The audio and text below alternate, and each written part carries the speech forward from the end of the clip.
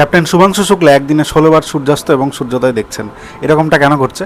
কারণ international space station পৃথিবী থেকে 400 কিলোমিটার উচ্চতায় প্রায় 28,000 কিলোমিটার প্রতি ঘন্টায় পৃথিবীকে একদিনে 16বার প্রদক্ষিণ করছে, এবং এই প্রত্যেকটা অরবিট ঘটছে মাত্র 90 মিনিটে। অর্থাৎ 90 মিনিটে তিনি একবার দিন এবং রাত দেখছেন। 45 মিনিট দিন, 45 মিনিট রাত কিন্তু তিনি দেখতে পাচ্ছেন, এবং এটার ফলে সেখানে কিন্তু প্রচণ্ড টেম্পারেচারের ফ্লাকচুয়েশন ঘটে। যখন সূর্যের দিকে ফেস করে থাকে ইন্টারন্যাশনাল স্পেস স্টেশন, তখন সেখানে টেম্পারেচার থাকে প্রায় 121 ডিগ্রি সেলসিয়াস, এবং ইন্টারন্যাশনাল স্পেস স্টেশন যখন পৃথিবীর শ্যাডোতে থাকে তখন সেখানে টেম্পারেচার -157 ডিগ্রি সেলসিয়াস চলে যায়।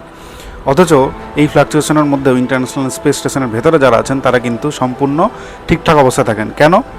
কারণ সেখানটাতে 3টে জিনিস ব্যবহার করা হয়। টেম্পারেচার থেকে বাঁচার জন্য সেখানে রেডিয়েটর ব্যবহার করা হয়, এবং খুব কম টেম্পারেচার থেকে বাঁচার জন্য সেখানে ইনসুলেটর ব্যবহার করা হয়। এছাড়াও টেম্পারেচার কন্ট্রোলিং সিস্টেম থাকে সেখানটাতে, যার ফলে ভেতরে যারা থাকে তাদের কিন্তু কোনো ক্ষতি হয় না। লাস্টে তোমাদের জন্য একটা ছোট্ট কোশ্চেন দিয়ে রাখি। শুভাংশু শুক্লা ভারতের কালচারকে রিপ্রেজেন্ট করার জন্য ইন্টারন্যাশনাল স্পেস স্টেশনে 3টি খাবার নিয়ে গেছেন, যার মধ্যে একটি খাবার আমি যেখান থেকে বিলং করি সেই ডিস্ট্রিক্টে খুব ফেমাস।